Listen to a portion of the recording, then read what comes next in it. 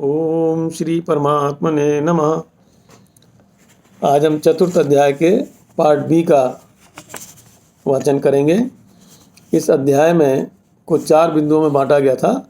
प्रथमतः सगुण भगवान का प्रभाव और निष्काम कर्मियों का विषय एवं योगी महात्मा पुरुषों के आचरण और उनकी महिमा। ये पार्ट ए में हम पूरा कर चुके हैं।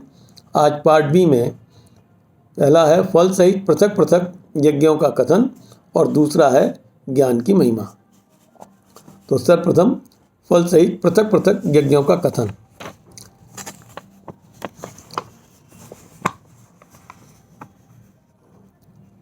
प्रचलित विधि से यज्ञ करने वालों में कोई पुरुष इस भाव से यज्ञ करते हैं कि यज्ञ करने की क्रिया, हवन सामग्री, हवन कुंड की अग्नि, हवन करने वाला व्यक्ति, हवन करने से प्राप्त फल सभी कुछ ब्रह्म है। कुछ योगी जन पूजा करने के उद्देश्य से यज्ञ करते हैं। कुछ ज्ञानी महात्मा ज्ञान द्वारा अपने आप को परमात्मा रूप अग्नि में लीन करके साधना विधि से हवन करते हैं। कुछ योगी महात्मा अपने ज्ञानेंद्रियों जीभ, आँख, कान, नाक, त्वचा, कान को उनके विषयों यानी रस, रूप, गंध, स्पर्श, शब्द में आसक्त न होना यज्ञ मानते हैं। कुछ भक्तजन श्रद्धा भाव से, प्रेम घृणा से रहित होकर हवन कुंड बनाकर मंत्रों, श्लोकों से उच्चारण द्वारा ज्ञान इंद्रियों से वातावरण का आनंद देते हुए यज्ञ करते हैं।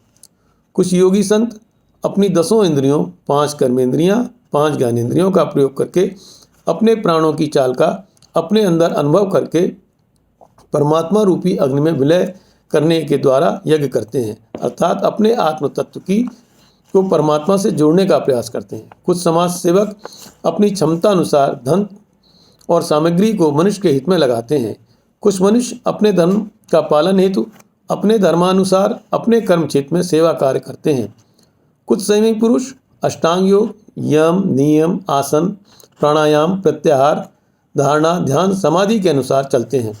कुछ स्वाध्यायी पुरुष जीवों की सेवा, व्रत, उपवास, भगवान के नाम का जप करना और भगवान की जानकारी व उनको प्राप्त करने के उपायों का अध्ययन धार्मिक पुस्तकों द्वारा करते हैं।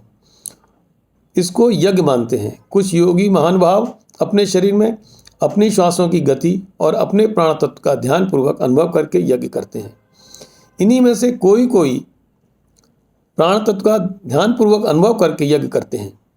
इन्हीं में से कोई प्राणायाम करने वाले अपनी श्वास और अपने प्राण को कुछ पल के लिए कम बोलना, आँखों कानों का कम प्रयोग करना, आवश्यकता अनुसार सोना व जागना, परिवार की आवश्यकताओं की पूर्ति हेतु परिवार के संपर्क में रहना, अपने आप यानी मन में ही खोए रहते हैं।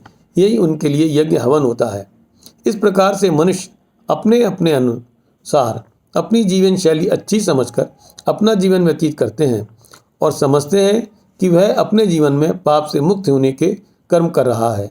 भगवान श्री कृष्ण कहते हैं कि हे कुरुश्रेष्ठ अर्जुन, योगी जनों का इन सभी प्रकार के यज्ञ रूपी कर्तव्यों को करने से अनुभवी रूपी परमात्मा का आनंद मिलता है और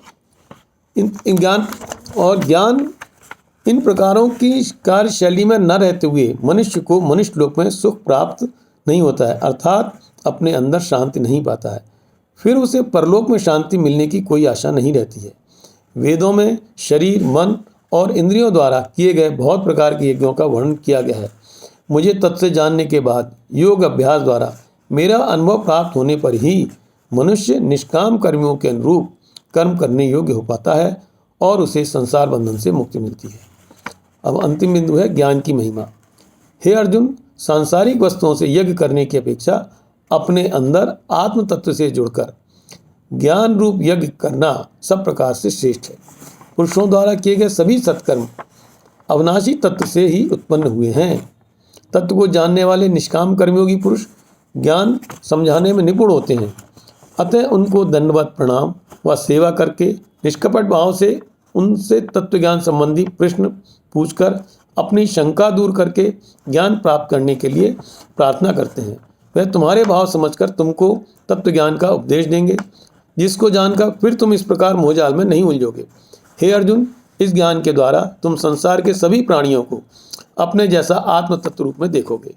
ये शरीर आकृतियां दृष्टि में ही नहीं आएंगी किसी से में प्रेम व घृणा नहीं देखोगे।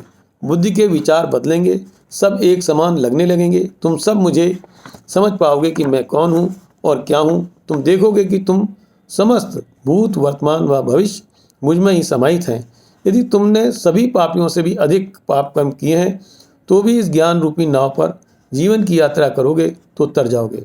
अर्थात अपने अंतरतम यानी अपनी आत्मा से योग के द्वारा जुड़कर जो ज्ञान प्राप्त करोगे उसके अनुसार जीवन व्यतीत करने से तुम्हारा कल्याण हो जाएगा।